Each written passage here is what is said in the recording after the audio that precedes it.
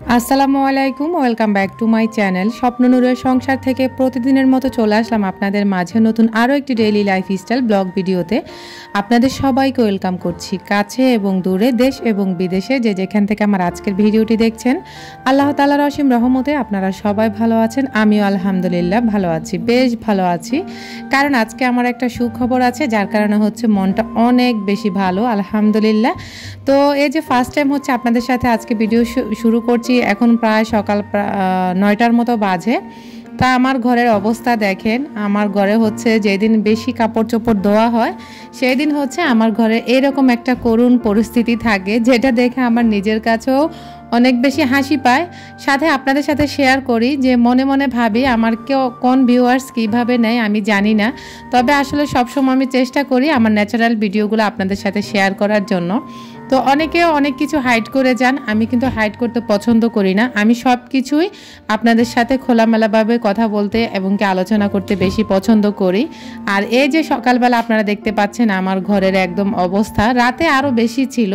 তো যা কিছু কিছু শুকিয়ে গেছে আর ওগুলো হচ্ছে ভাঁজ করে ড্রয়ারে রেখে দিয়েছিলাম। আর যেগুলো শুকায়নি এগুলো এখন নিয়ে ভাঁজ করব, প্লাস যেগুলো ভেজা ওগুলো আবারও শুকাতে দেবো আর কি।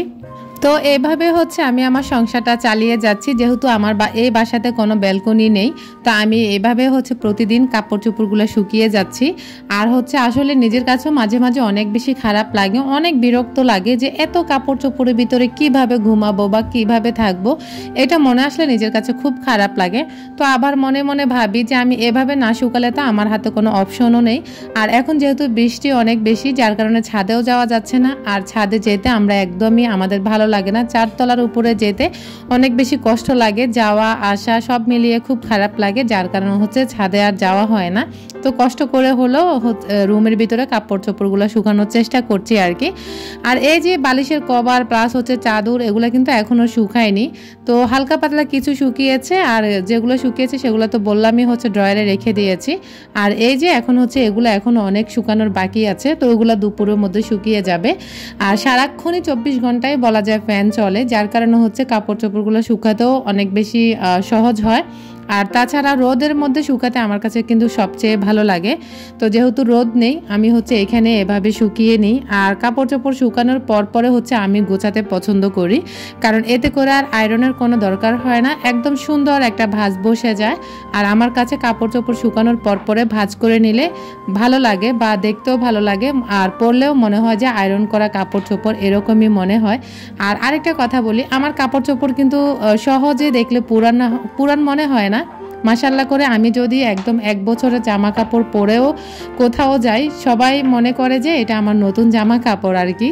তো যাই হোক আলহামদুলিল্লাহ সব কিছু যত্ন করে বলেই হচ্ছে আমার সব কিছু সংসারের এত পরিপাটি থাকে আর এত সুন্দর থাকে। আমি আলসেমি করি না সংসারের কাজগুলো করতে। শুধু আমার সংসার না, আমি যদি আমার বাবার বাড়ি প্লাস হচ্ছে আমার শ্বশুর বাড়ির সংসারেও যাই, সেখানেও কিন্তু সেমভাবে আমি কাজ করতে পছন্দ করি। আমার খুব ভালো লাগে, কেন জানি আমি আসলে সংসারের কাজগুলো গুছিয়ে করতে অনেক বেশি পছন্দ করি। আর এই ব্যাপারটা আমার বাবার পরিবার প্লাস হচ্ছে আমার শ্বশুরের পরিবার সবাই ভালো করেই জানে, ইভেন হচ্ছে আমার আত্মীয় স্বজন সবাই জানে আমি খুব পরিপাটি থাকতে পছন্দ করি। তো যাই হোক আপনাদের সাথে অনেক গল্পগুজব করে ফেলতেছি, এখন আপনাদের সাথে কিছু কথা বলবো। ওই যে আমার একটা সুখবরের কথা বললাম, মনটা আজকে ভীষণই ভালো। কারণ মন ভালো থাকার কারণ হচ্ছে আপনারা হয়তো অনেকে আমার টাইটেল আর থাম্বনেল দেখে বুঝেই নেবেন যে আমি আসলে কি বলতে চাচ্ছি। তো আসলে বলেই ফেলি, আমি হচ্ছে একটা সুখবর পেয়েছি, সেটা হচ্ছে আমার ভাইয়ের মেয়ে হয়েছে আলহামদুলিল্লাহ।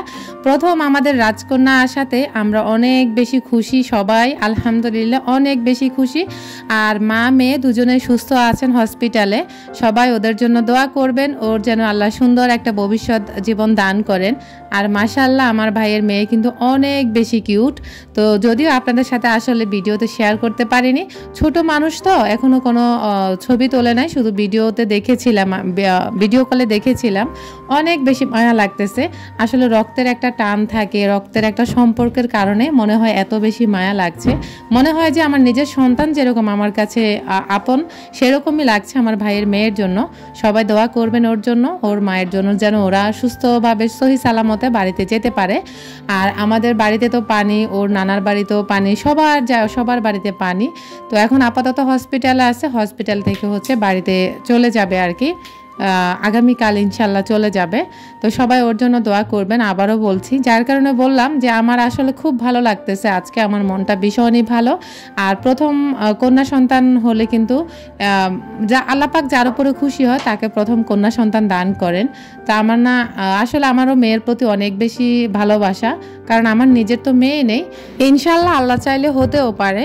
তো যাই হোক, আপনাদেরকে বলবো যারা এখন আমার ভিডিওতে একটি লাইক দেননি, প্লিজ লাইক দিয়ে ভিডিওটি কন্টিনিউ করবেন। আমার গত 2-3টা ভিডিওতে আমার প্রিয় আপু ভাইয়ারা কেন জানি লাইক দেন না, তো প্লিজ মনে করে একটি লাইক দিয়ে আমার ভিডিওটা কন্টিনিউ করবেন। আপনার ছোট্ট একটি লাইকের মাধ্যমে আমি আরও একটি ভিডিও মেক করার অনেক উৎসাহ জাগে মনের ভিতরে। আর আপনি যদি আমার চ্যানেলে আজকে নতুন হয়ে থাকেন, চাইলে আমার চ্যানেলটিকে সাবস্ক্রাইব করে আমার পরিবারের বন্ধু হয়ে থেকে যেতে পারেন। পাশে থাকা অল অপশনটা অন করে রাখবেন, আমি যখনই নিত্য নতুন ভিডিও ছাড়বো সবার আগে পৌঁছে যাবে আপনার কাছে। আপনি সময় এবং সুযোগ বুঝে আমার ভিডিওগুলো দেখে নিতে পারবেন।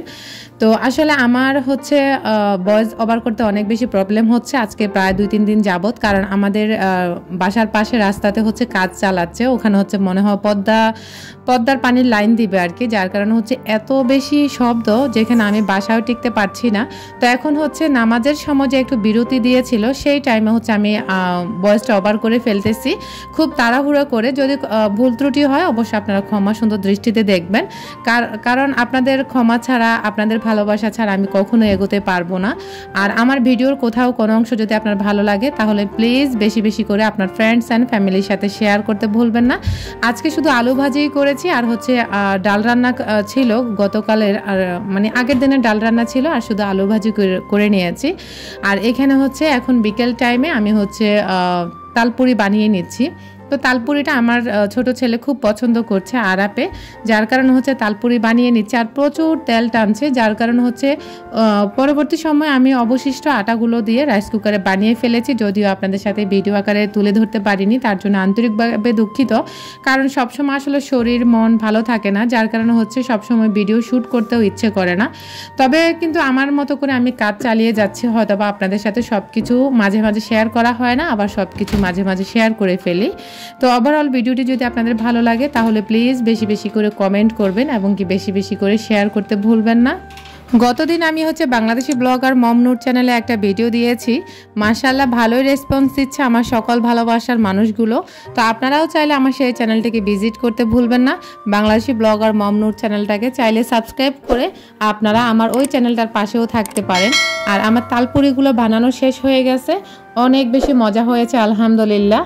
তো আসলে আপনাদের সাথে আজকে আর তালপুরির A to Z শেয়ার করতে পারিনি, ওই যে বললাম না সব সময় তার মন ভালো থাকে না, দেখা গেছে আবার মাঝে বিদ্যুৎও থাকে না, যার কারণে হচ্ছে আপনাদের সাথে সব কিছু শেয়ারও করতে পারি না। আজকের মতো এখানেই বিদায় নিব, দেখা হবে অন্য কোনো ভিডিওতে। আল্লাহ হাফেজ, আসসালামু আলাইকুম।